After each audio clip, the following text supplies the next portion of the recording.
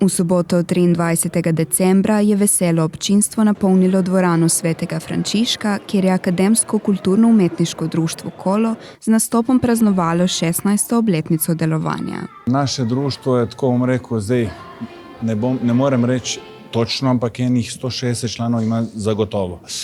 Ukvarjamo se z tradicijo oziroma tradicionalnim plesom in pesmijo srbskega naroda oziroma narodov balkanskega področja.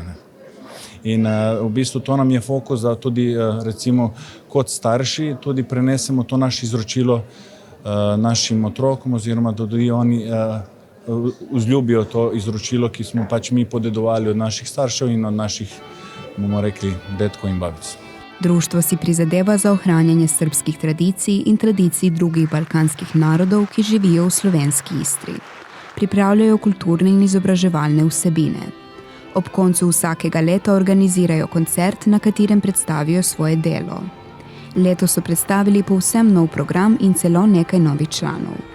No, današnji program smo namenili novoletnim predstavitvam v sklopu vseh novoletnih prireditev, ker tudi mi v začetku zime praznujemo obletnico vsako leto, tako da smo povezali z novoletnim programom in našo 16. obletnico bomo obeležili na taken novoletni način. Pripravili smo za to leto točke, v katerih predvsem nastopajo mladi, ker nam je želja, da predstavimo otroke, delo z njimi, z mlajšo skupino, starejšo, z orkestrom mladinskim, tako da tudi bo odrasla, seveda nastopila skupina svojo folklorno točko, ampak nekako cilj nam je, da popestrimo program z otroškimi pesmimi iz Srbije, Bosne in Hercegovine, tista pač področja, ki mi obsegamo, ki mi negujemo in katero učimo tudi otroke.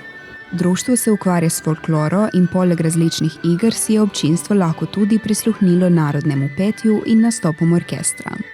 Imam 11 let in igramo igre iz Banata in iz Vladičinog Hana. Hodim že 6 let na folkloro in mi je zelo všeč, zato ker sem iz Srbije in mi je lepo plesati. Kaj se družite tu v tem kudu? Ja, že ko je pač kakšen nastop, plešemo skupaj in se podpiramo. A so težke te igre? Ne, ko se navadiš, ti ni težko. Ko začneš, je malček težje, ampak potem postaje vedno lažje. Dva mlada harmonikarja smo vprašali, katero pesem najraje igrata.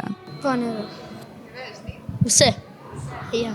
V redu, super. In kakšne še inštrumente imate v vašem orkestru? Violino, flauto in to je to. Kontrabas. Po končanem nastopu so članom podelili priznanja.